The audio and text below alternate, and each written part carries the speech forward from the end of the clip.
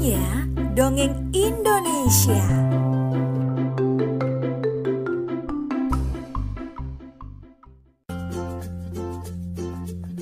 Raja bijaksana.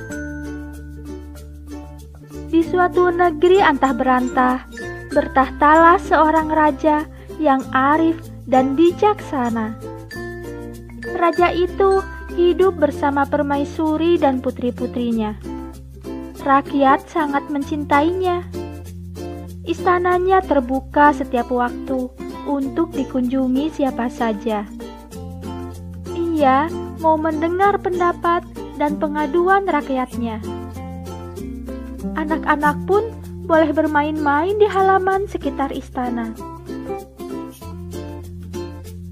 Di negeri itu hidup juga seorang janda dengan seorang anaknya yang senang bermain di sekitar istana. Setiap pergi ke istana, ia selalu membawa binatang kesayangannya, yaitu seekor nyamuk. Leher nyamuk itu diikat dengan tali dan ujung tali dipegangnya. Nyamuk akan berjalan mengikuti kemanapun anak itu pergi.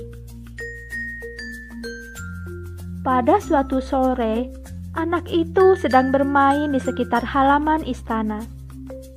Karena asik bermain, ia lupa hari sudah mulai gelap. Raja yang baik itu mengingatkannya dan menyuruhnya pulang. "Orang tuamu pasti gelisah menantimu," kata raja. "Baik tuanku," sahutnya. "Karena hamba harus cepat-cepat pulang, nyamuk ini hamba titipkan di istana." "Ikatkan saja di tiang dekat tangga," sahut raja. Keesokan harinya, anak itu datang ke istana. Ia amat terkejut melihat nyamuknya sedang dipatuk dan ditelan seekor ayam jantan. Sedih hatinya karena nyamuk yang amat disayanginya hilang. Ia kemudian mengadukan peristiwa itu kepada raja, karena ayam jantan itu milik raja. "Ambillah ayam jantan itu sebagai ganti," kata raja. Anak itu mengucapkan terima kasih kepada raja. Kaki ayam jantan itu pun diikat dengan tali dan dibawa kemana saja. Sore itu, ia kembali bermain-main di sekitar istana. Ayam jantannya dilepas begitu saja, sehingga bebas berkeliaran ke sana kemari. Ayam jantan melihat perempuan-perempuan pembantu raja sedang menumbuk padi di belakang istana. Berlarilah ayam itu ke sana. Dia mematuk padi yang berhamburan di atas tikar di samping lesung. Bahkan berkali-kali dia berusaha menyerobot padi yang ada di lubang lesung.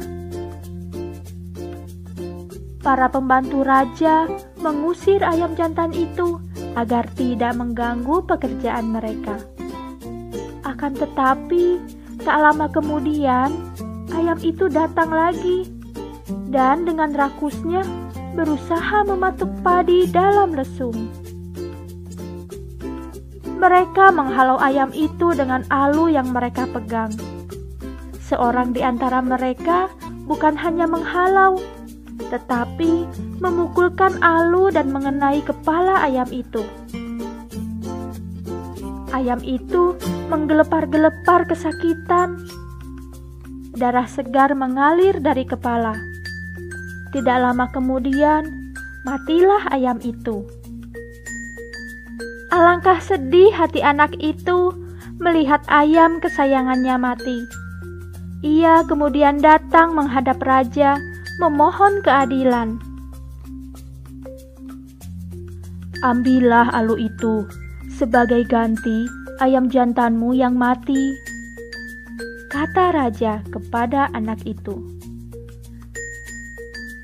Anak itu bersimpuh di hadapan raja dan menyampaikan rasa terima kasih atas kemurahan hati raja. Hamba titipkan alu itu di sini karena di rumah ibu hamba tidak ada tempat untuk menyimpannya, pinta anak itu. Sandarkanlah alu itu di pohon nangka, kata raja. Pohon nangka itu rimbun daunnya dan lebat buahnya. Keesokan harinya, ketika hari sudah senja, ia bermaksud mengambil alu itu untuk dibawa pulang. Akan tetapi, alu itu ternyata patah dan tergeletak di tanah. Di sampingnya terguling sebuah nangka amat besar dan semerbak baunya. Nangka ini rupanya penyebab patahnya aluku, kata anak itu. Aku akan meminta nangka ini sebagai ganti aluku kepada raja. Raja tersenyum mendengar permintaan itu. Ambillah nangka itu kalau engkau suka, kata raja. Tetapi hari sudah mulai gelap, kata anak itu. Hamba harus cepat tiba di rumah. Kalau terlambat, ibu akan marah kepada hamba. Hamba titipkan nangka ini di istana. Boleh saja, ujar raja. Letakkan nangka itu di samping pintu dapur. Bau nangka yang sedap itu tercium ke seluruh istana. Salah seorang putri raja juga mencium bau nangka itu. Seleranya pun timbul. Aku mau memakan nangka itu,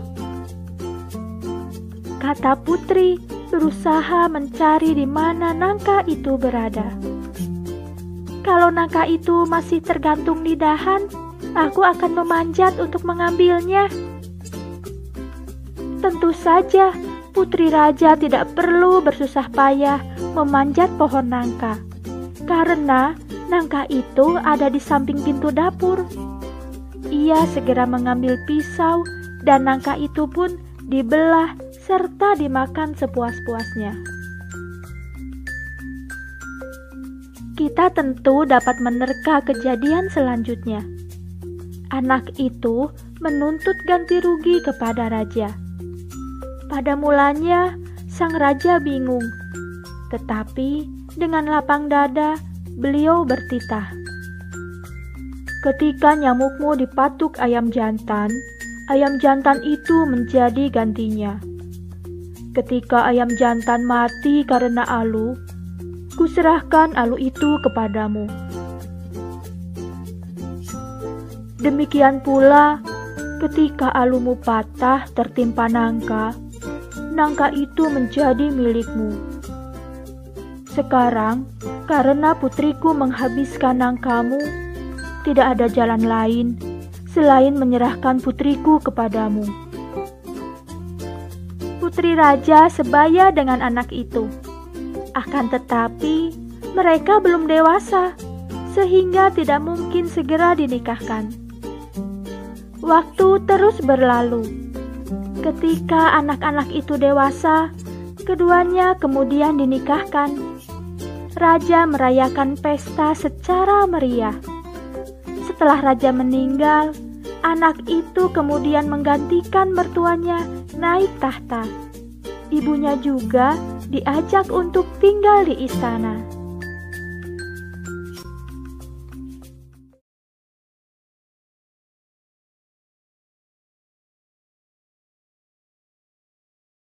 Selesai. Terima kasih sudah menyimak. Jangan lupa klik tombol like-nya ya. Biar selalu update dongeng-dongeng seru dari kami, tekan tombol subscribe dan pencet juga loncengnya agar konten kami terus hadir menemani harimu.